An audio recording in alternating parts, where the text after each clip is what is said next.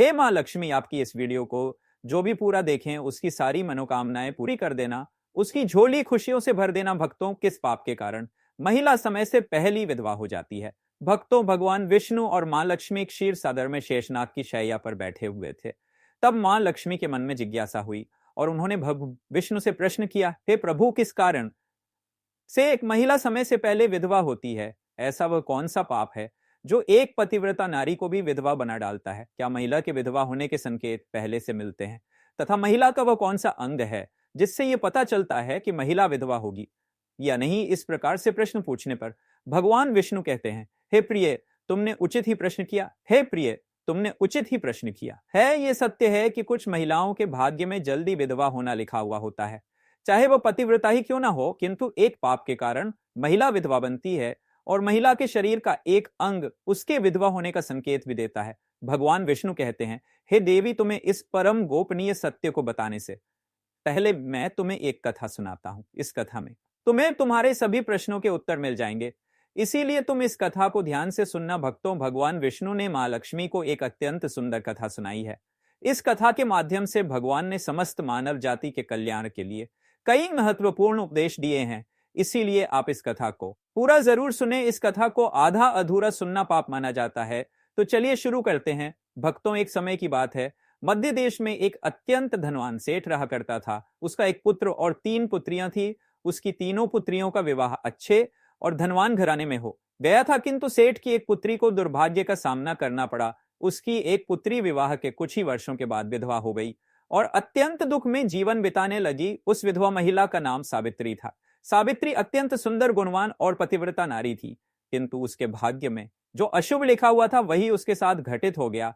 सावित्री के पति ने विवाह के समय केवल सावित्री का सुंदर रूप और उसके पिता की धन संपत्ति देखी थी, जिससे उसे भी जल्दी ही शरीर का त्याग करना पड़ा। बचपन से ही सावित्री के शरीर के अंगों पर उसके विधवा होने के लक्षण दिखाई दे रहे थे, लेकिन किसी ने उस पर ध्यान नहीं दिया था। सावित्री के पिछले जन्म के कर्मों के कारण उसे इस जन्म में विधवा होना पड़ा था।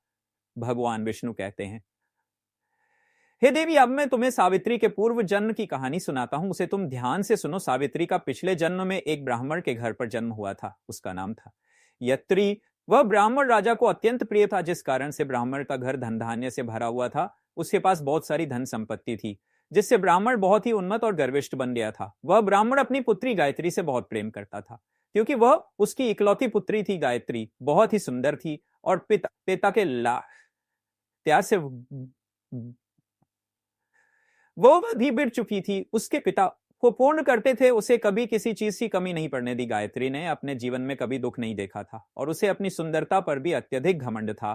फिर जब गायत्री विवाह करने के लायक हुई तो उसके पिता ने उसका विवाह करने का सोचा, लेकिन उसकी एक शर्त थी कि जो भी गायत्री से विवाह करेगा वह उसके साथ उसके पिता के घर में रहेगा, अर्थात घर जमाई बनकर रहेगा। ब्राह्मण ने अपने सभी रिश्तेदारों को यह बात बता दी और चारों तरफ यह बात फैल गई।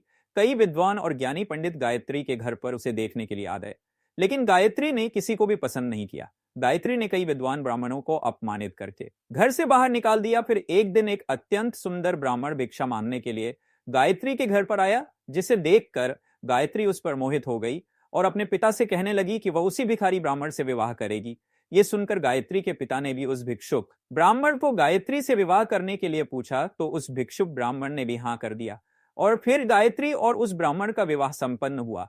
गायत्री विवाह के समय बहुत प्रसन्न थी, उसे उसका मनपसंद जोड़ीदार मिल चुका था। विवाह के बाद कुछ दिनों तक गायत्री अपने पति के साथ बड़े प्रेम से रहने लगी और उसकी सेवा करने लगी, लेकिन कुछ ही दिन बीतने के बाद गायत्री ने अपना असली रंग दिखाना शुरू कर दिया।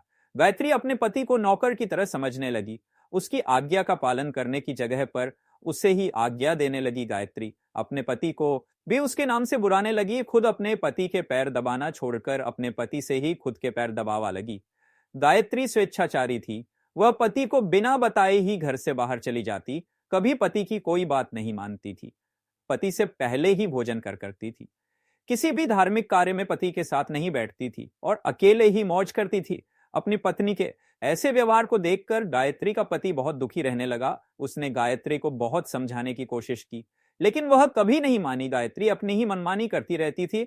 गायत्री की मां ने भी उसे समझाने का प्रयास किया कि महिला को अपने पति के साथ ऐसा व्यवहार नहीं करना चाहिए, लेकिन गायत्री अपनी मां की बात कभी नहीं मानती थी और वह जानबूझकर अपने पति को अपमानित करती रहती थी। दिन रात पति की बुराई करना, उसे अपशब्द कहना, उसे नाम लेकर बुलाना आदि प्रकार के निंदी कार्य वह रोज करती थी। गायत्री का पति भी उससे बहुत परेशान हो गया था।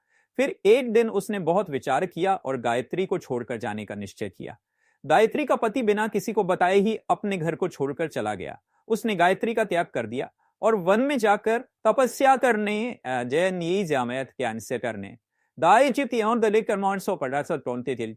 लगा, क्योंकि शास्त्र यही कहते हैं कि बुद्धिमान मनुष्य को दुष्ट और स्वेच्छाचारी पत्नी का त्याग कर देना चाहिए, अन्यथा वह भी उसके पाप का भागीदार बनता है। गायत्री का पति वन में जाकर तपस्या करने लगा। गायत्री ने भी अपने पति को खोजने की कोशिश नहीं की और बड़े मौज से अपने ही घर में रहने लगी।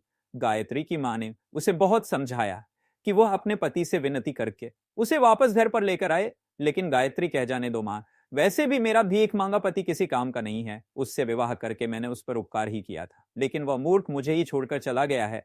ऐसे मूर्ख पति के साथ रहने से अच्छा है मैं अकेली ही रह लूं। मैं इतनी सुंदर हूं कि कोई भी पुरुष मुझसे विवाह कर लेगा। गायत्री की ऐसी बातें सुनकर उसकी मां भी दुखी रहने लगी। उधर गायत्री का पति ध्यान मग्न होकर तपस्या करने लगा और सांसारिक बंधनों से मुक्त होकर ईश्वर की भक्ति में लगा रहा। फिर कुछ दिनों बाद गायत्री के पिता के साथ अशुभ घटना घटी। उसे राजमहल में चोरी करते हुए सिपाही ने पकड़ लिया और राजा को इसकी खबर दी। राजा उस पर बहुत क्रोधित हुए और उसका सारा धन संपत्ति छीनकर उसे कारागृह में डाल दिया। सब कुछ छीन जाने के कारण गायत्री बहुत गरीब हो गई। उसकी मां और गायत्री अब दूसरों के घर पर काम करने के लिए जाने लगे। गायत्री के पिता तो कारागृह में बंद थे, तो उसे और उसकी मां को सारा काम करना पड़ रहा था। तब गायत्री को अकेलापन सताने लगा। घर में कोई पुरुष नहीं था, इसीलिए उनकी सहायता के लिए भी कोई नहीं था। अब गायत्री को अपने पति की याद आने लगी, लेकिन गायत्री का पति तो वन में सन्यासी बनकर बैठा था। फिर गायत्री अपने पति को ढूंढने के लिए वन में चली गई, लेकिन उसे उसका पति कहीं पर भी नहीं मिला। वह वन में हर तरफ घूमने लगी, लेकिन उसे उसका पति नहीं मिला। फिर वह एक जगह पर विश्राम करने बैठी तो अचानक उस स्थान पर एक शेर आ गया और उसने गायत्री पर हमला कर दिया और उसी क्षण गायत्री के प्राण चले गए। मृत्यु के बाद दो यमदूत गायत्री को घसीटते हुए यमलोक ले गए। यमलोक में जब गायत्री यमराज के सामने जा पहुंची तो यमराज ने उसके पाप और पुण्य का मूल्यांकन किया। यमराज कहने लगे, यह तो अत्यंत पापी महिला है, इसने कभी अपने पति का सम्मान नहीं किया, इसने बार बार केवल अपने पति का अपमान ही किया। यह उसका नाम लेकर बुलाती थी और अपने पति के साथ नौकर की तरह व्यवहार करती थी। ऐसी दुष्ट महिला को तो नरक में भेजना चाहिए। फिर गायत्री नरक में चली गई। अनेक वर्षों तक नरक में सजा भुगतने के बाद गायत्री को अपने पूर्व जन्म के कर्मों का प्रायश्चित करने के लिए फिर से मनुष्य जन्म प्राप्त हुआ। जो पाप गायत्री ने किए थे, उसी पाप के कारण गायत्री के शरीर पर विधवा होने के लक्षण प्रकट हुए थे। भगवान विष्णु कहते हैं, हे देवी, अब मैं तुम्हें उन चिन्हों के बारे में बताता हूं।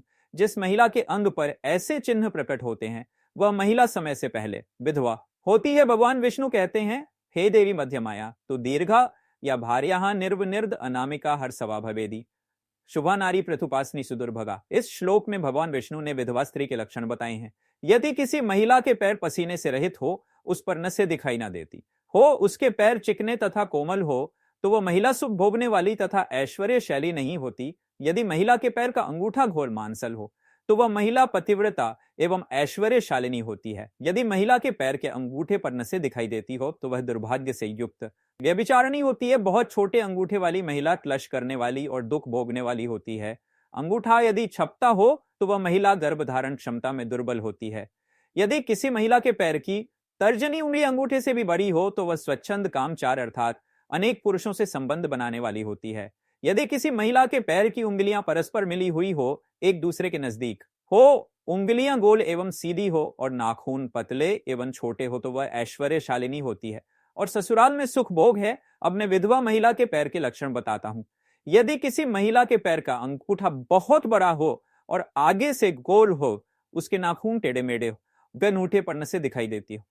यदि महिलाओं की डह आम बहुत बड़ी हो, तो वह मृत्यु पर्यंत दुख भोगने वाली होती है। और यदि महिला के पैर मांस रहित हो, तो ससुराल के भाग्य को नष्ट कर देती है। यदि किसी महिला के पैर की अनामिका उंगली बाकी उंगलियों की तुलना में बहुत छोटी हो, तो वह कलह करने वाली और घर के वातावरण को असहनीय बना देने वाली होती है।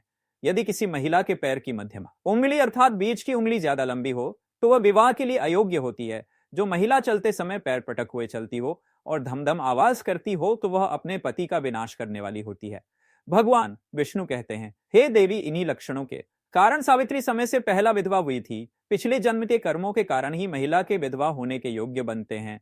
जो महिला अपने पति का अपमान करती है, उसका नाम लेकर बुलाती है तथा उसके भोजन करने से पहले ही भोजन करती है, तो वह महिला निश्चित ही समय से पहले भी होती है। एक पतिव्रता महिला कभी पति का अपमान नहीं करती, कभी उसे नाम लेकर नहीं बुलाती और सदैव पति से निष्ठ रहकर उसकी इच्छा के अनुसार चलती है। उस महिला की कभी दुर्गति नहीं होती और वह मृत्यु के पश्चात मेरे लोक को प्राप्त करती है। तो भक्तों, इस प्रकार से भगवान विष्णु ने मां लक्ष्मी को अत्यंत महत्वपूर्ण कथा सुनाई है। उम्मीद है आपको यह जानकारी अच्छी लगी होगी। वीडियो को लाइक जरूर करें और कमेंट में जय श्री हरि विष्णु और जय मां लक्ष्मी जरूर लिखें।